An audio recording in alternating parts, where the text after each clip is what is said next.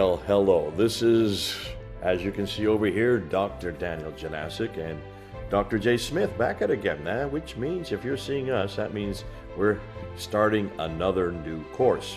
This is IS 510, which will be starting on April the 6th, so just a few weeks from now, and this means that we're coming to the end of the master's degree program, which goes for 10 subjects. IS 510 is methodology of ministry to Muslims. So this is where we go through and look at the different ministry options, the different methods that we use in ministry. We go through each one of them and we show what really works, what doesn't work. And we also engage and see what is being used around the world. Some methods work better in one part of the world or in different countries. Others work better in others. Now, of course, this is, when I'm talking about methods, I'm talking about methods of missions to Muslims. And so for that reason, this is only for Christians. We do not talk about methods for those who are not Christians. So if you're not a Christian, this is not for you. I'm so sorry. This is something we have to say every time and people get upset. But this is going to be starting on April the 6th, and we do it every Monday night, starting at 8 o'clock in the evening, Eastern Standard Time in the United States. So depending on where you are in the world, you may be fast asleep or you may be wide awake. Either way, we're coming to you by Zoom webinar, like all of our classes, so that you can either be there to engage with us, be there live, and we will promise that we will be there live. Daniel and I, every lecture, we will be there live. Not only to do the lectures, but also then also to listen to your questions. And that's where you can throw things at us, make sure that you're understanding what we're saying. Tell us how it's working in your area or not working. And then you're going to be meeting a lot of students from many different countries. I think, what is it, Daniel? We're in over 23 countries now? I think that's right. At least around the world. It's fantastic having all the input from people who are living in the different areas so that we get a good understanding of what's going on. And And in different countries, you do it differently, different methods.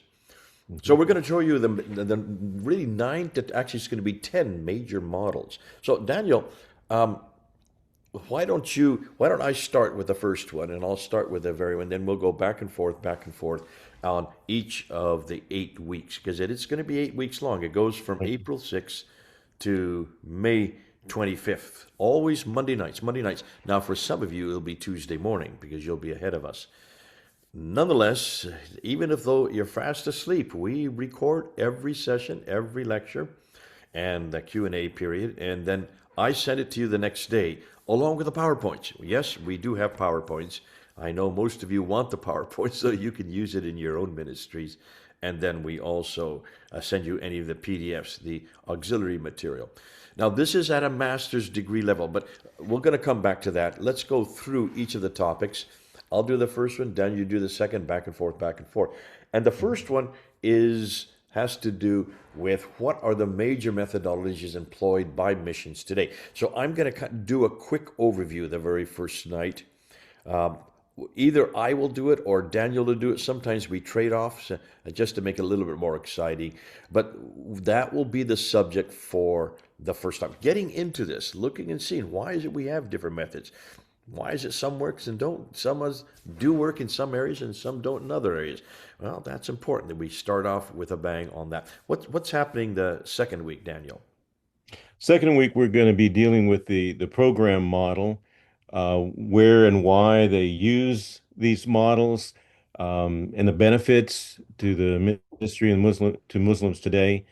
We're also going to look at the difficulties, the detriments. These are programs where you have the normal schools, hospitals, um, orphanages, and other things like that that are set up, and they have great uh, um, uh, advantages, especially in certain areas in the world. So we're going to look at a number of different places. And what's so good about having people on with us from different parts of the world, they can give us firsthand information about how it's working in their country, what's been good, what's been bad, what can be changed. So lecture 2 will be dealing with the program model. Okay. The third week, we're going to head into what we call the tent making. Now, what do we mean by tent making? Well, this is what Paul did whenever he went to city to city to city. He actually made tents and repaired tents, and he made sure that he took care of himself. Now, in many parts of the Muslim world, we can't go in as missionaries. They won't let us in because Muslim world will not let you in. They don't want any competition. They don't want anybody there who are Christians. They only want Muslims to remain Muslims. And so, for many of the missionaries that go in, they have to go in as tent makers. What does that mean? We'll explain that. I'm not going to say it right now in public to overall through the public, but we'll explain that and unpack it. We're also going to bring in a brand new methodology called the chronological method. This is one that I'm intimately involved with. I've done this for many, many years, the chronological method. So that will be week 3. What about week 4? Week 4, we're looking at 2 different models. The first one is the Irenical approach. Irenics refers to the word peace. So this is where you are the person of peace. You're going to try to make friends. It's friendship evangelism, in other words. And so you try to develop a relationship. And sometimes that works out very well because you are an ambassador for Christ in that way. And you want to make a good presentation. You want to show yourself as being a friend and friendly to others. And this can win a lot of Muslims to the Lord. But there are also disadvantages, shortcomings to the Irenic, especially if you're dealing with the big issues, as we'll talk about later. The other model that we'll be doing in week 4 will be the contextual model. And this is where you try to live within the context of the country. So listen, on week 5, we start getting into some of the controversy. Now, there are controversial problems, and a lot of it has to do with context. The big catchword that's going around in missiology is contextual. When you go to another context, when you go to another culture, you want to be as much like that culture as possible. So you want to walk like them, talk like them, eat like them. Basically, you want to be as much of a break down all the social barriers to the gospel. And so the contextual model has been used for, well, actually centuries. But unfortunately, especially in this day and age, it's gone way too far. And it's not just gone culturally contextual, it's gone theologically contextual. And that is called C4, C5 on the C1 to C6 scale. And that's what we're going to do. We're going to unpack that and show how it went too far and what we need to be careful of. And the areas that missionaries have done, well, they have said the wrong thing, done the wrong thing, and as a result have ameliorated the gospel, and the gospel has been denigrated as a result. So we're going to get into some of the controversy on that because we need to make sure that we unpack that. Now, in lecture 6 is another methodology that's very popular, which takes what Muslims are already familiar with, the Quran. So you start with the Quran, and you open up and you find bridges in the Quran to introduce stories or ideas. For instance, one of the most popular accusations against the Bible is that it's been corrupted. So in order to eradicate that or to shut down that notion, you go to the Quran. You go to verses in the Quran, like chapter 10, verse 94, or chapter 21, verse 7, or chapter 4, verse 136, and especially chapter 5, verse 46 and 47, to show Muslims that no, your Quran doesn't let you say that. Doesn't allow you to do it. This is the Camel method, trying to find verses that give answers that you need in your discussions with Muslims. However, now here's the problem. At times you go too far, and missionaries have done this. And one of the problems, the difficulties is they have actually tried to find the gospel in the Quran. You cannot find the gospel in the Quran. And unfortunately, they also then want to ameliorate it so that there are no barriers to the gospel. And so they have gone to look and eradicate anything, especially when it comes to the Bible, taking out anything that gets in the way. Now, for instance, any filial language in the Bible. This is language that would bring God down to a human level. So therefore, whenever we say Jesus is the Son of God, they want to take that out. and that's called the Muslim idiomatic translations.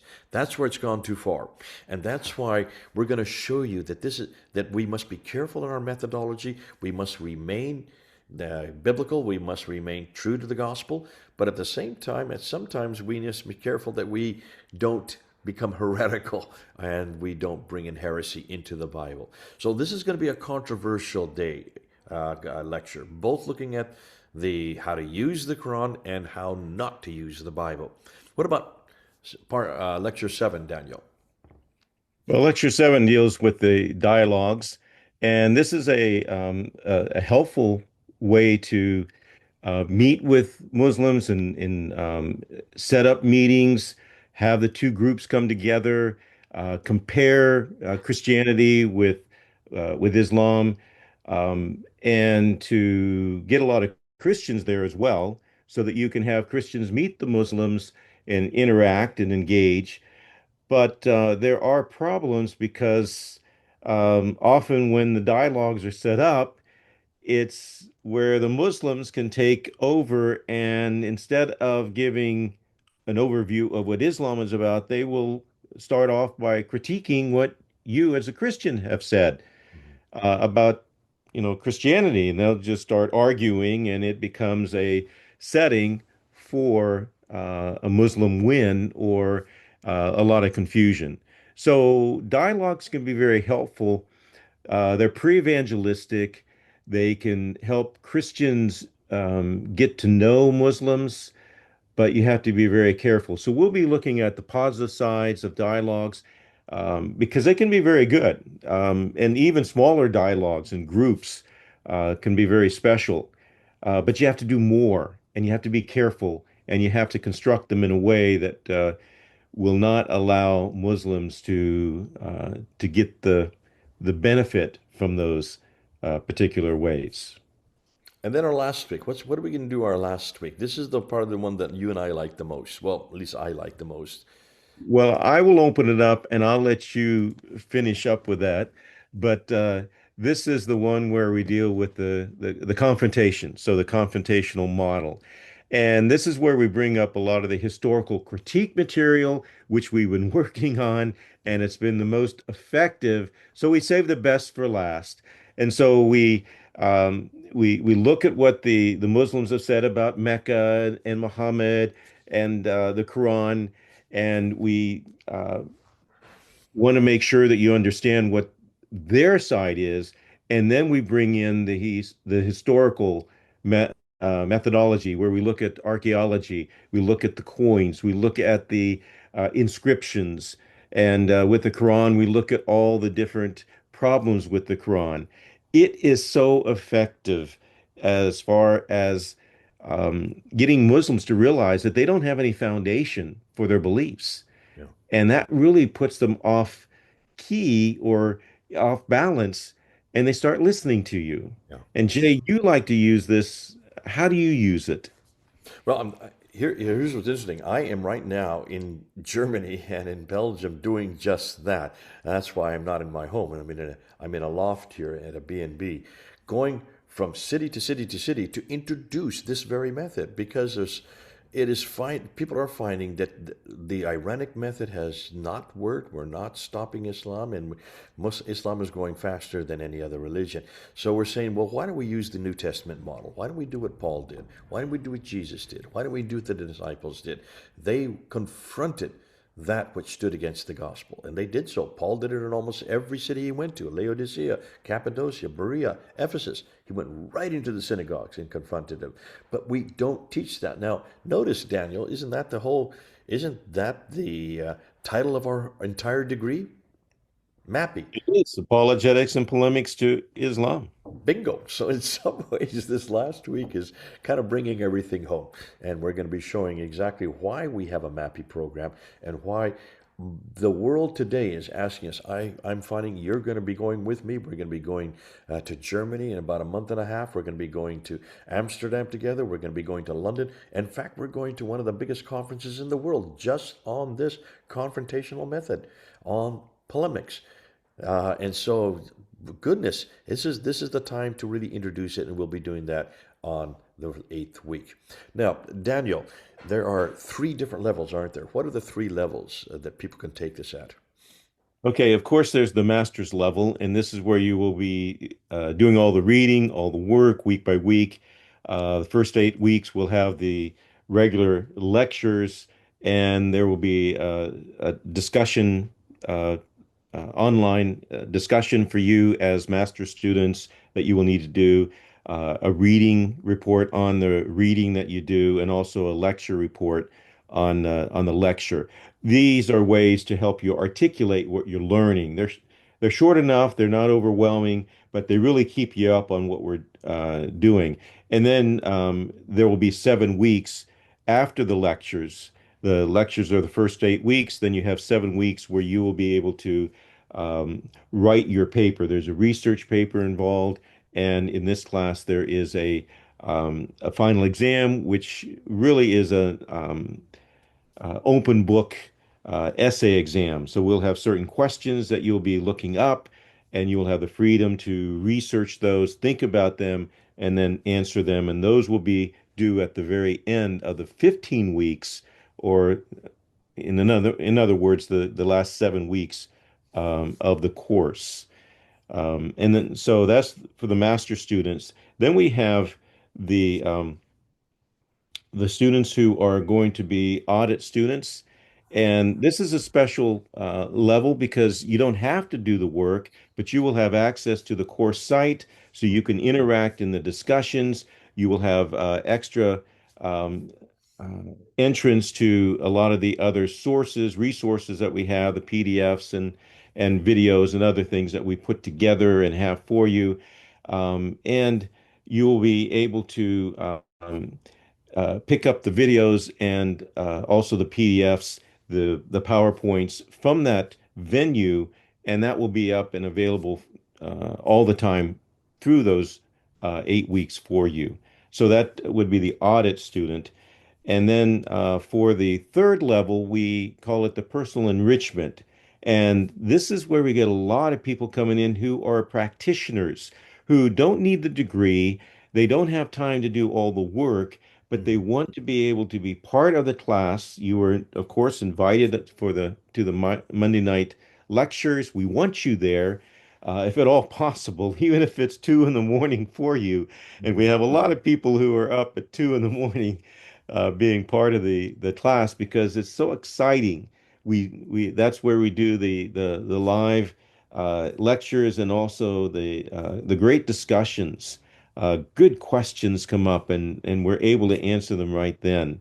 So the personal enrichment is especially for those who have limited time or limited resources, and yet they want to get as much as they can out of the course. And of course, all the videos will be sent to you, the PowerPoints will be sent to you, and any of the PDFs that we bring up of different resources, you will also get those. So it's a very good setup. Now, let's give the prices for each one of them. For the master's degree, it's anywhere from 1,300 to 1,500. Since this is the second one of the, it'll be 1,300 for the whole 8 weeks. That's what you pay for doing a master's level course. For those who are doing for audit, it's only $340 for the entire 8 weeks. And then for the personal enrichments, it's $240. Now, you're all going to get everything, even though even the personal enrichments, though they don't go up on Populi, I'll be sending everything to you every week, and that gets accumulated week by week. So the 8th week, you can get the whole courses on that last email. And this is so that you can use it in your own ministry. We want you to use it in your own ministry, but you need to register. And it's coming up on April the 6th, so you need to register before Monday, April the 6th. You can see right down here below, yeah, I've got the email. In fact, it has to go to info at ves.edu, ves.edu. So it's right there on the below the screen. I've written it out for you. Do go ahead and send in your registration. You will need to talk to Elliot Davis. Is that his name? Elliot Davis. Let me just get that right. you'll need to talk to Elliot Davis. He is the registrar. Just tell him Jay and Daniel sent you, and he'll make sure that he gets you the right invoice so that you can pay it, so that you can register, so you can begin with us on Monday night on April the 6th. We can't wait to see you. I hope we see as many of you as possible. Daniel and I have already taught this course 3 times, so this is fourth time. Yeah. And so this every time it gets better because we keep adding new material because of course the methodologies change. And that's why we don't just record it and give you a recording.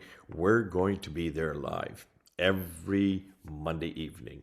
Or for those of you who are on the other side of the world, every Tuesday morning. God bless you. This has been so good. Daniel, you have the last word. What do you want to say to these good folks? This is a very practical course in some ways, and yet it is an exciting course because we learn from each other. And that's why being part of the live class is very helpful because you hear from uh, Christians and missionaries around the world what they're facing, what the difficulties are, and how they are handling them. So, yes, we will have information on all of these models, but you'll be able to hear from people around the world as to how those models are working where they are. And so uh, it greatly enhances the class having that live session. And so we really hope that you can join us for that live session and join us for the course. It's a very good, helpful course, and we enjoy ending up with it in our litany of courses. In fact, every one of these models, either myself or Daniel have done ours. We've already done them. We are speaking from experience. This is not just book knowledge. This is actually having done it because of that experience. We want to share it with you. Right, Daniel, I think we're going to say goodbye until April 6th. God bless you all. Hope to see as many of you there as possible. Daniel and Jay, over and out.